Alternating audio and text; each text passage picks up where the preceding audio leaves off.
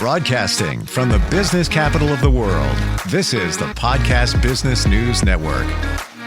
So I know that she is a certified life coach, and we talk about life-related things here, whether it's moving your life forward professionally, personally, all different aspects, except we have never really deeply dug into those close personal relationships. With Valentine's Day coming up, we're going to look at that today.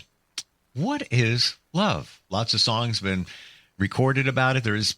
I could name 5 songs, and the title is What is Love? Not even kidding. We're going to answer these. Unconditional love. You always hear that term. What does that really mean? She is a TEDx speaker. She's an emotional freedom technique practitioner and so much more. Mehta is back with us. How you doing today? I'm doing great. How are you? Very well. It's good to have you here. And this is territory that we haven't charted the boat. Now we're going down that river, the river of love. Let's go with unconditional love. Just you hear that term, you have an idea. What's your feeling of unconditional love? Have you ever seen a newborn baby like a minute old in the hospital? Sure. And the mom is just over the moon with this newborn baby? For sure. There's no expectations of how this baby's going to react. Right? In my world, that is unconditional love. It's just seeing that brand new baby just pop out of the womb, or maybe babies if you have twins or triplets. I'm a twin. But it's just that feeling of I have created a new human. But you said something very impactful as we're talking about this, that you don't know how the baby's going to react. Now, as the baby gets older, you might have an expectation. If you do something, you'll get a reaction. If I hug, I get one back. I feed the baby a coos, whatever it is. But in this instance, this example, there is no expectation because it's a brand new baby. You don't know what's going to happen. It could spit up. It could do whatever. But it's unconditional love. Yes, it is. And then as this baby gets older, learns how to talk, and it is now we as adults are expecting them to behave a certain way and talk a certain way and act a certain way. Where did that unconditional love go? It now became conditional. And it's because we as adults start expecting things to be a certain way because that's how we see the world. But as a 3-year-old, they don't have the life that we have as adults.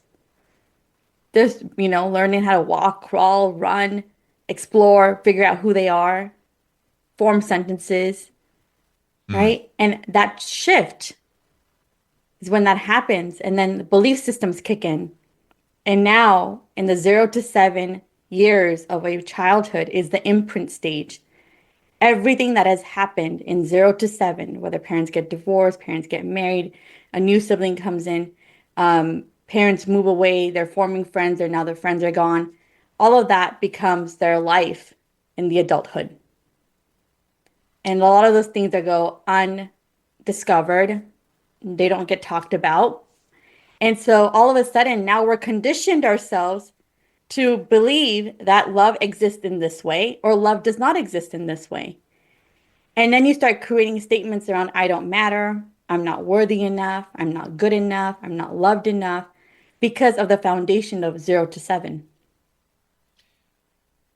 It's huge, and it's what pilots every adult. And most people don't realize it. And if you mention it to them, they sometimes push it aside. Nah, come on. What happened when I was 6 years old? No.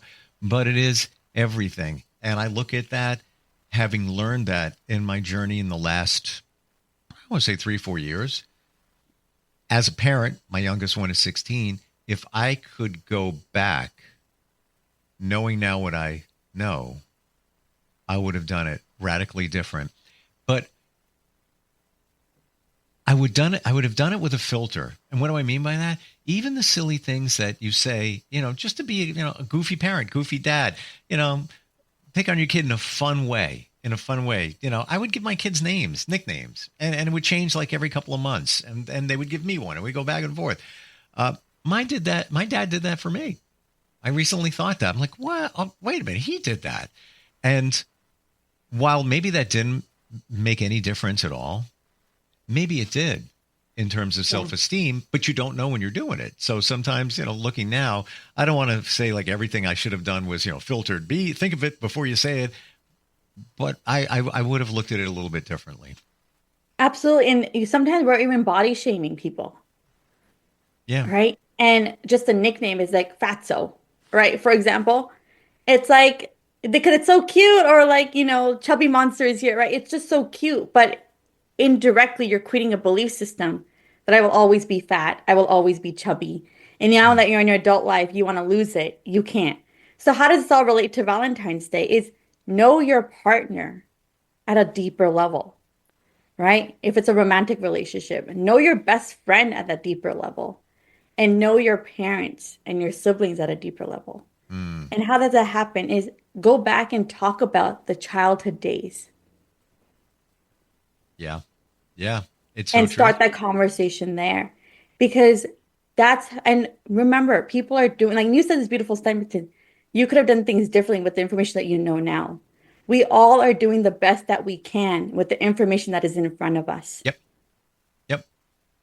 And if we believe that, you're going to give people a lot more grace around you. Do you feel, and I'm going very broad here, but do you feel that before couples get deeper in a relationship, that first of all, you should take the love language quiz? Mandatory. Should be mandatory before you go before a minister, rabbi, well, whatever it is. That has to get done, number one. Number two, to really look at your partner's upbringing and what Yes. went on there. And I'm not saying, put red lights, bells and whistles, worry, but look at that, because it could give you clues to where they are at and what could be coming your way down the road. Absolutely. And when you do take the five love language quiz, it's not only important to understand your love language, but understand the people's love language as well, because you want to cater to their love language as much as they're catering to your love language. So, for Mhm. example, it's mine's physical touch, and I'm upset. Don't give me a words of affirmation at that moment. Come over and give me a hug. That's how you're going to I'm understand me. exact. We are the same person there. I'm exactly right there with you. Yes. Right. Yes. And if you're, for example, it's physical touch, then I'm not going to give you a gift. And it's like, oh, here's a bouquet of flowers to you, or here's a box of chocolate. I'm going to go in there and hold your hand and say that's okay. And that's the important aspect is know your love language as well as cater to the person in front of you's love language as well, Yep. because people love differently. And if you don't know what that is, there's a book called The Five Love Languages by Gary Chapman. And, it's available on Amazon and the quiz is free. And you could do it as a single person. You can also do it as a partner. I've taken that quiz multiple times and as a single person in a romantic relationship. And I said, if you want to date me, you have to take the quiz, otherwise I'm not dating you. That's been my criteria. There you go. And that's exactly what I just said without even knowing that you need to take that. And here's a great example. I heard this recently. In a marriage, the man was doing painting, renovating the home, doing all of that. Acts of service. Acts of service. Now, his wife saw it differently. He doesn't spend time with me. He doesn't do anything with me. She went and started straying from the marriage because she was looking for that in that marriage. But and I don't fault him, but you know what you know, he may love acts of service. So he's thinking, well, she loves that too, so I'm going to do it. And this is how I show my love. And she didn't see it that way. But if they had done the love language quiz, they would have saw what's important. What else is important to you? Number two is obviously knowing like how you communicate. What is the expectations of the relationship, right? Sometimes parents have the expectation of, my child is going to get the straight A's. But if the child hates a particular subject, that A is never going to happen because it's going to resist that subject. He or she's going to resist that subject, right? And just saying, you know what? And my dad always told me this. He goes, do the best that you can. And that's all we ask for. Yep. And that means getting an A, B, C, D, or an F. That's the best that you could do and move on because ultimately grades are just a particular aspect of a person's life. It's not everything, right? And I remember driving on the freeway one time and I'm like, oh my God, it took me 3 hours to go from point A to point B. And I told my dad this and I was like furious about it. It's supposed to take me 5 minutes. Why did it take me 3 hours? And he goes, Michelle, I drive 6 hours all the time. This is nothing. But for me, it was my first time ever experiencing traffic for a 5 minute route that took me 3 hours. So I'm rattled and frazzled and his response was, that's normal. And all I wanted to hear was, yeah, that's called traffic. Welcome to the real, Yeah. something along those lines. Or feel you. Like I get it. When I first started driving, it was when I hit traffic. Now I'm used to it. I don't even think about it. Right. The 5 love languages, we're both on the same page there with physical touch. Yes. Right? What is number 2 for you? Was it acts of service, receiving gifts, quality time, words of affirmation? Quality time. And then it's words of affirmations. And then acts of service and receiving gifts is a big fat 0. I'm close there with you. Words of affirmation would come next for me, then quality time, acts of service, and receiving gifts. Yeah. Yeah. And I think it's because we're so independent that it's like, if I want them, I'm just going to go buy it myself. Why do I need to wait for somebody else to give it to me? It doesn't, I don't know. It Right? doesn't do That's anything. my approach, right? If I want something, I'll just do it myself. Right. And nobody's going to know what you want more than you. Exactly. Exactly. Not that we don't appreciate gifts. Right. But, if that's not going to move the needle in a relationship. So, deep moment coming. Stand by. Physical touch is tops on your list. Would you feel that when you were growing up, that closeness between you and your parents may not have been as close as it could be, and maybe that's why that's more on top of your list? Yeah, and I also think that I grew up in a household with 7 uncles and 3 aunts that were not married, so I was the only kid running around. And so I was just like a toddler that was just going from one hand to another, and so their way of showing love to me was through physical touch. And even till today, I walk into their house. Now they're married and have kids, and I walk into their house, and I have adult kids now. I still am the center of attention. It's just that bond and they openly Nice. say it. Michelle is my first daughter. And I think about it and I'm like, poor kids, like they have their kids of their own. But here I am like, oh, my first daughter is here. My first daughter and their kids are trained to know that I walk in and it's their first grandbaby or it's their first child. And in my mind, now knowing what I know now, I'm like, wow, what a belief system these kids are having.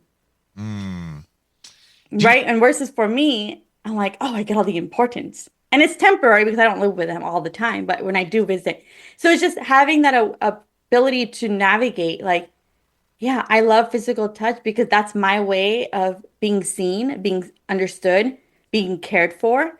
And that's just because my household was with that type of people.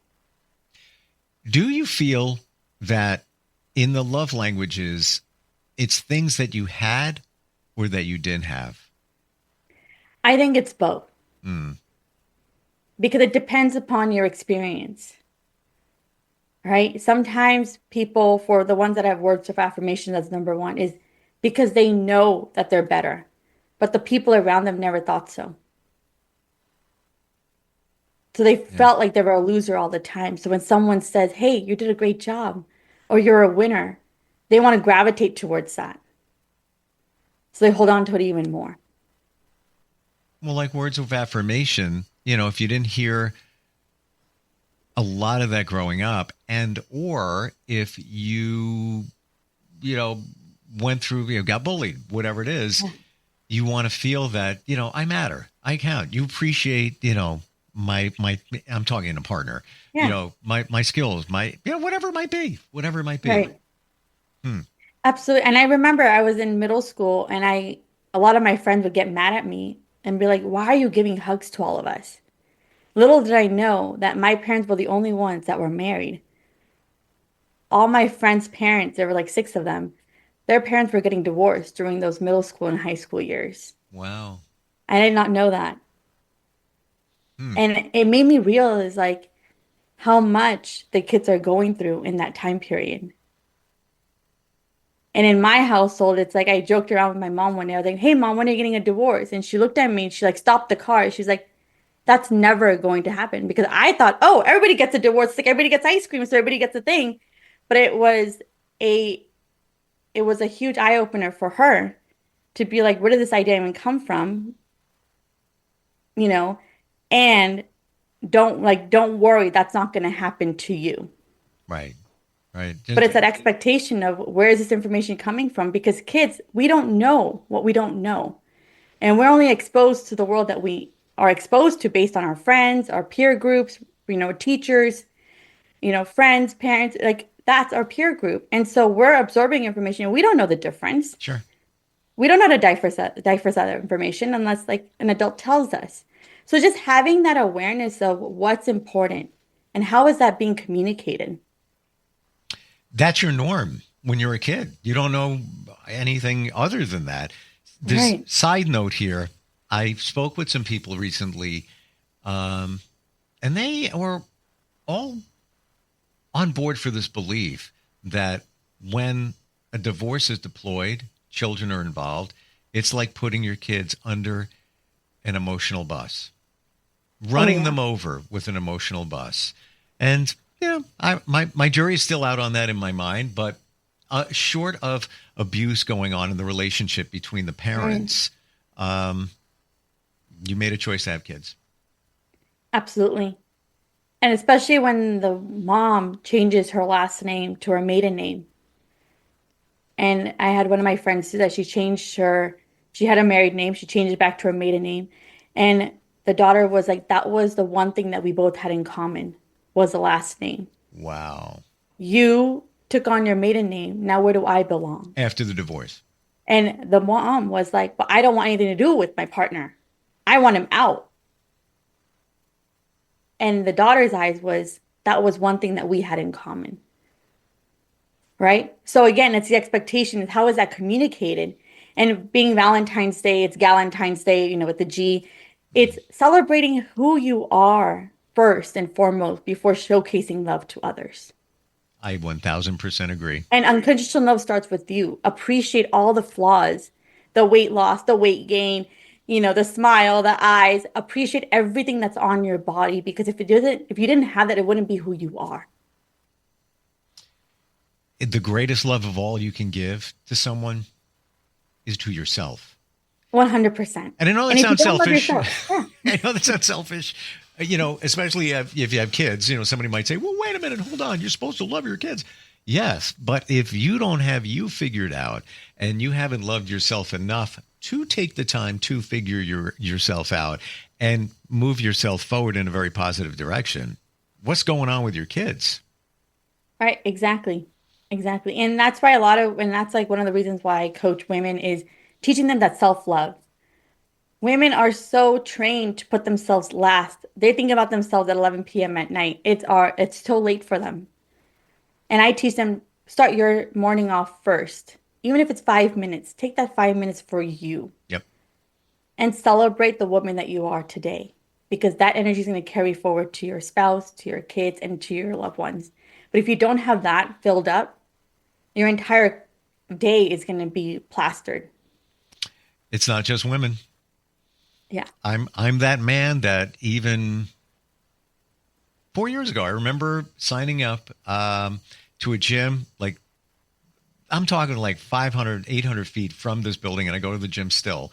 But when I first signed up, I was in a different mindset. I would get on the Right. treadmill, and 12 minutes later, I would get off and go to work because I felt guilty. Well, I got to take care of work. Got to take care of it without thinking of myself. Now, flipped around, if time goes on and I didn't do something for me, whether it's get a massage, whether it's go to the gym, whether it's take a walk, whether it's buy a pair of sneakers in a period of time, I feel off. Like, whoa, wait a minute, hold on. You know, I'm working my butt off. I'm doing this. What about me? What about, Never was like that. But, and others again can say, well, that's, pretty self-centered. No, it's not. It's not. It's only self-centered if you're hurting somebody else in the process. Right. If you're on that treadmill and you promised, your friend that you were going to show up at 12:30 and you're still on the treadmill and it's 1:00 now, now you're in a problem. Yeah.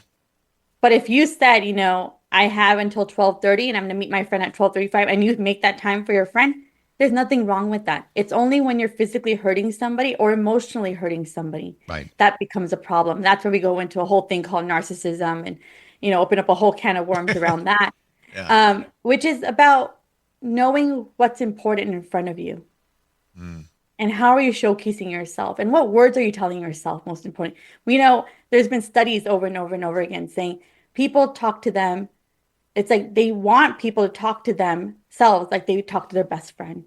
You would never tell your friend, oh my God, your stomach looks like this, or your hair is this way. But we talk about ourselves all the time that way. And so it's even if we're not verbally saying it. Oh yeah. We're thinking it. You're walking past a mirror.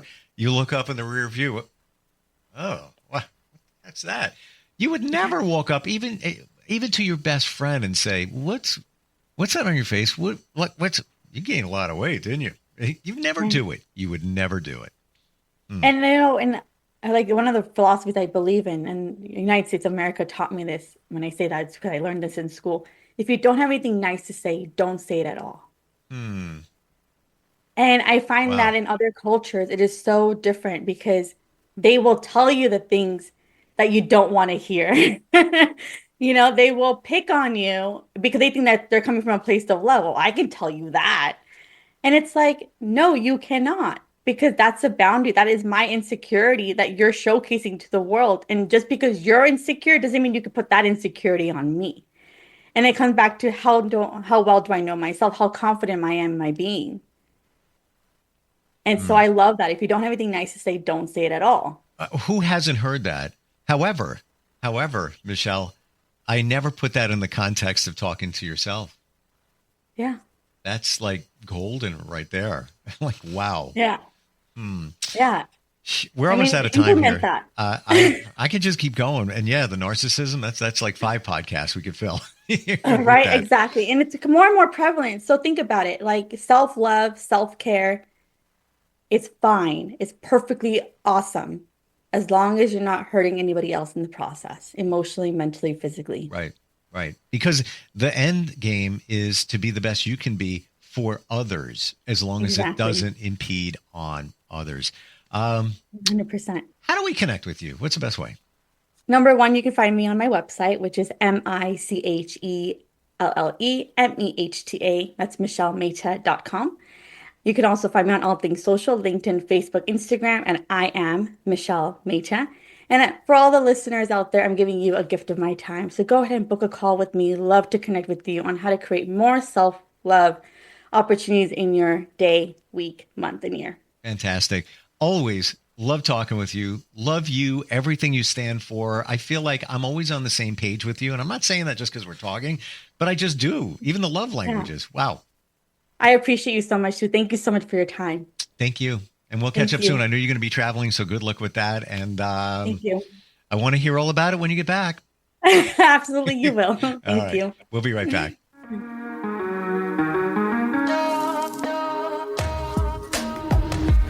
Broadcasting from the business capital of the world, this is the Podcast Business News Network. Hi, this is Terry Crews, actor, former football player, game show host, father of 5, and all-around big dude. I'm also an expert on drama. I know all kinds of drama. There's the good kind that comes with having a house full of kids. There's the bad kind like season-ending injuries. There's the necessary kind like having an agent in Hollywood. And there's silly drama like the drama around my percolating pectorals. And then there's the drama you can skip. Skip the drama that comes with not having your high school diploma or equivalency. Find free adult education classes near you and finish your high school diploma. Visit finishyourdiploma.org. Or text diploma to 97779. Message and data rates may apply. Reply STOP to opt out.